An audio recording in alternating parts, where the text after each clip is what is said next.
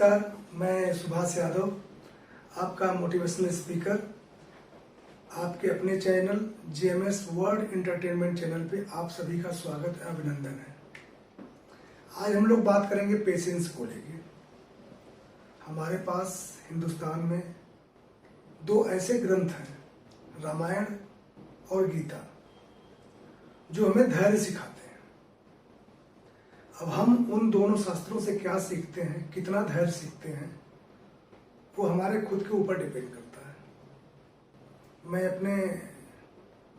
एक दिन कंपनी में अपने स्टाफ से बात करने लगा और हमने पूछा कि आप कितनी गाली बर्दाश्त कर सकते हैं।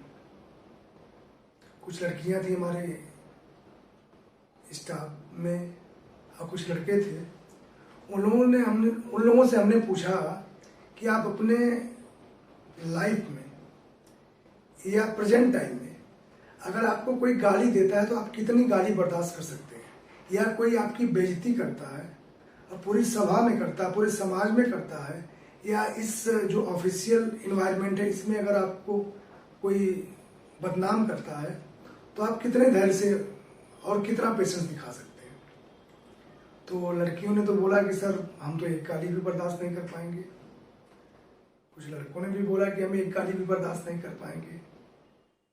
हम इसलिए पूछ रहे थे, हम दिमाग का लोगों के परीक्षण कर रहे थे कि आखिरकार लोगों के अंदर कितना धैर्य है, क्योंकि जिन शास्त्रों से हम सीखे हैं उस शास्त्रों में सिर्फ धैर्य ही तो सिखाया गया है।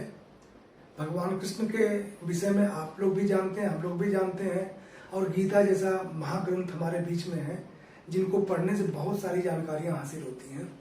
उसमें ये देखा गया है कि भगवान कृष्ण तो शिशुपाल 100 गाली देते हैं, और भगवान कृष्ण पहले ही उनकी माता जी से कह दिए होते हैं कि आपका बेटा अगर मुझे भरी सभा में 100 गालियां भी देगा तब भी हम उसको माफ कर देंगे।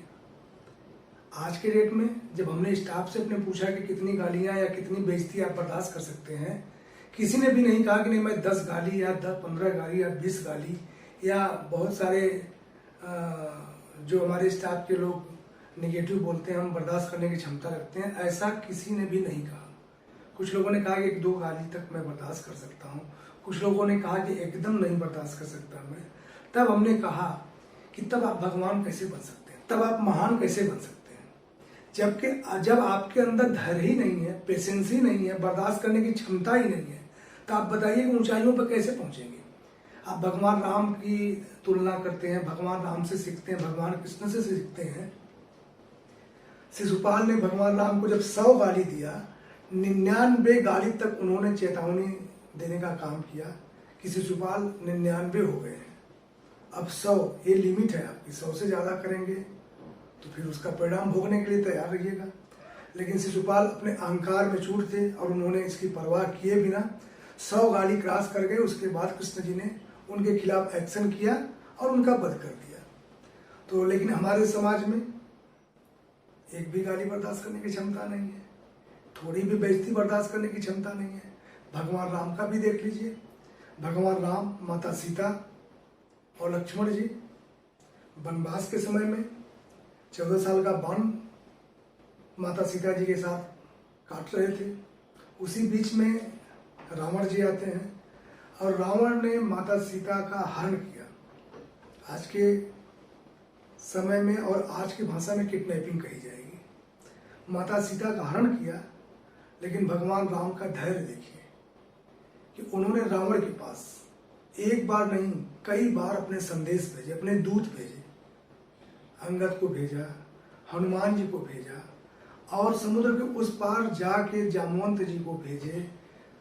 मतलब अपने जो उनकी टीम में अच्छे लोग थे उनके द्वारा ये संदेश भेजे कि माता सीता को बोलिए कि वो पहुंचा दे, मुझे उनसे युद्ध नहीं करना है। एक सरल भाषा में मैं बता रहा हूँ कि मुझे उनसे युद्ध नहीं करना है। लेकिन रावण का भी अहंकार इतना अंधा हो चुका था कि उन्होंने सब कुछ गंवा के अपना राजपाट अपने पुत्रों की बलि दे के, खुद को बलि पे चढ़ा के सब कुछ उनका चला गया। और उसके बाद माता सीता वापस आती हैं, अयोध्या आती हैं, सब खुशी का माहौल होता है। और वहाँ पे उनके भाई का साम्राज्य होता है, विभीषण का, जो भगवान राम के साथ उनके साथ निरंतर रहे और उनका भरपूर साथ दिए।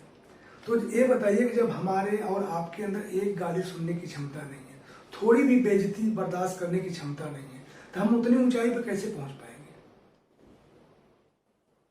इसके लिए तो धैर्य चाहिए ना, पेशेंस चाहिए ना। तो पेशेंस के लिए हमारे पास इतने बड़े बड़े ग्रंथ हैं जिनसे सीखने की जरूरत है।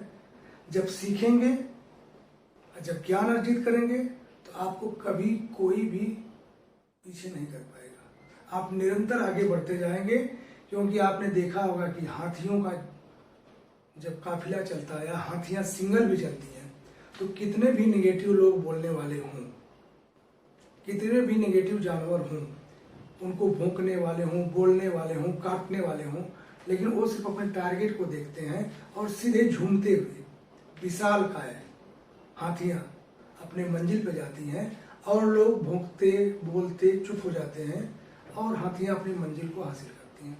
तो आपको जीवन में आगे बढ़ना है तो बहुत सारी समस्याएं आएंगी, बहुत सारे लोग आपको नीचा दिखाना चाहेंगे, बहुत सारे लोग आपकी बेइज्जती करेंगे, गाली देंगे, ताना मारेंगे, बहुत सारे मतलब कमेंट करेंगे, लेकिन आपको घबराने की जरूरत नहीं, क्योंकि निंदा उसी की होती है जिसका नाम होता है। जिसका नाम ही नहीं होगा उसकी निंदा कौन करेगा?